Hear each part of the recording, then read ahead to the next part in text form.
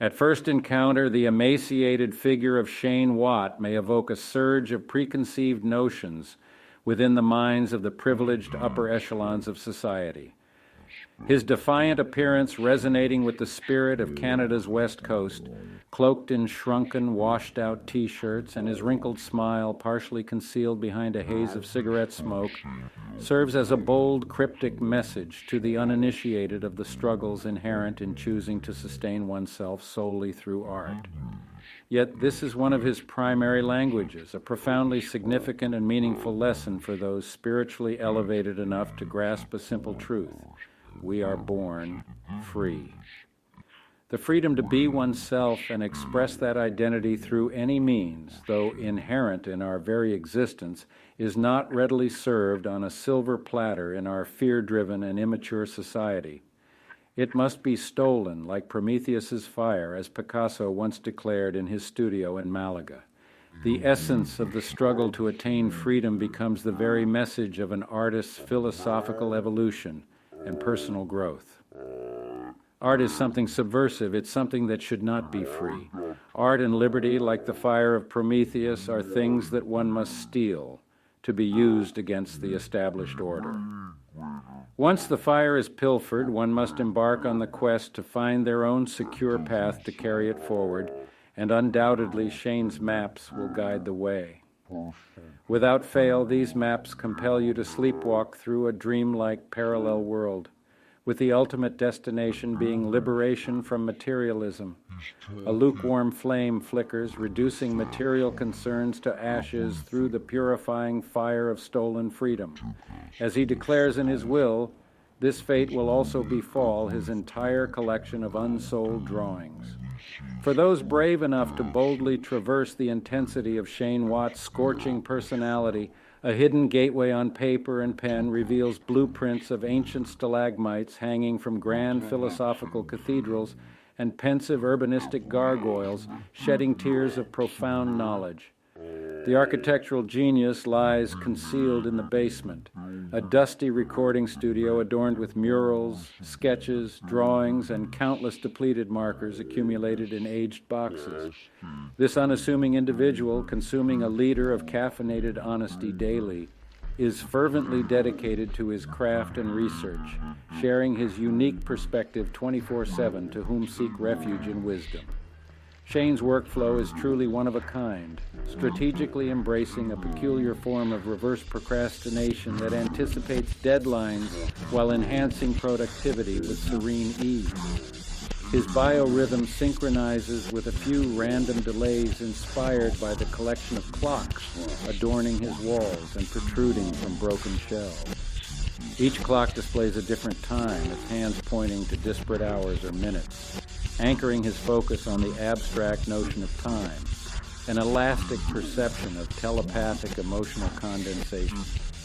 This perception, unbounded by linearity, serves as one of his techniques for maintaining an exhilaratingly accelerated schedule flowing through a timeless amalgamation of day and night, producing 4 to 5 drawings per day with meticulous, origami-like intricacy.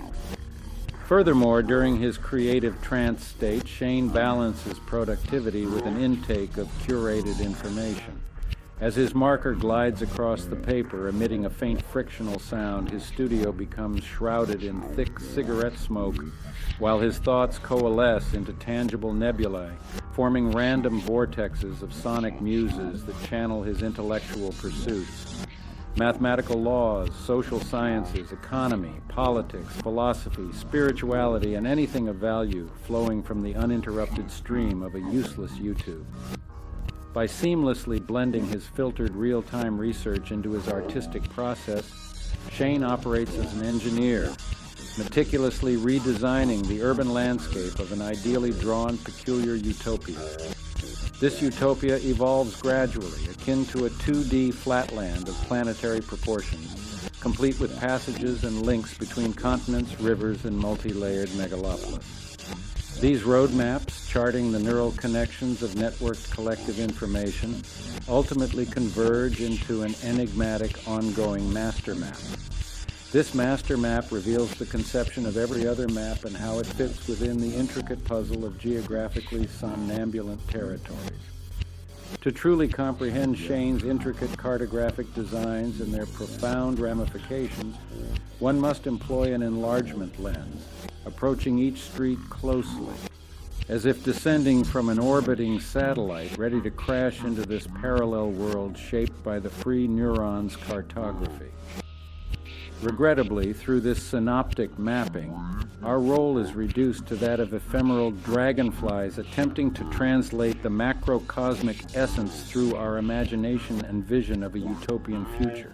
However, upon reincarnating our minuscule individualities within this ocean of proposed social mapping, we undoubtedly experience a dizzying, liberating sensation, amplified by a newfound level of understanding.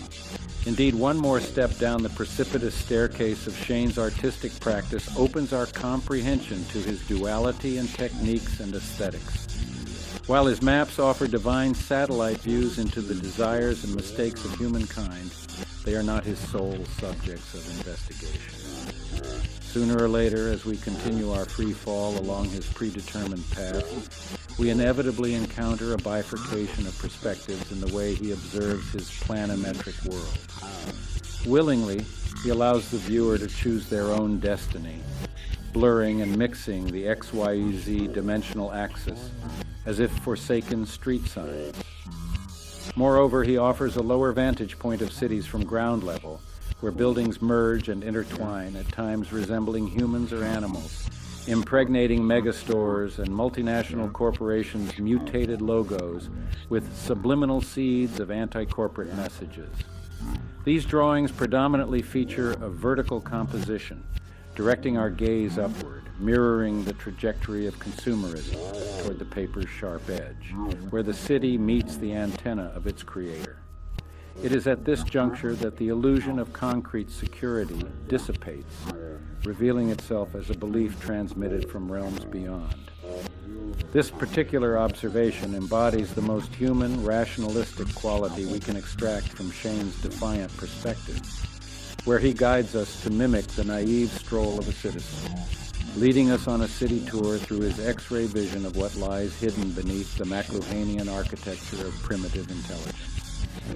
In a society that often discourages dissent and conformity, Shane's art serves as a beacon of hope and a reminder that we have the power to shape our own destiny. As we navigate the complex terrains of his drawings, we are encouraged to become active participants in the creation of our collective future. Through the teachings of this visionary artist, we are reminded that the stolen fire of freedom can illuminate the path towards a more just and harmonious world. But first, we need to learn how to look within us from above. I am totally real, probably not Bukowski.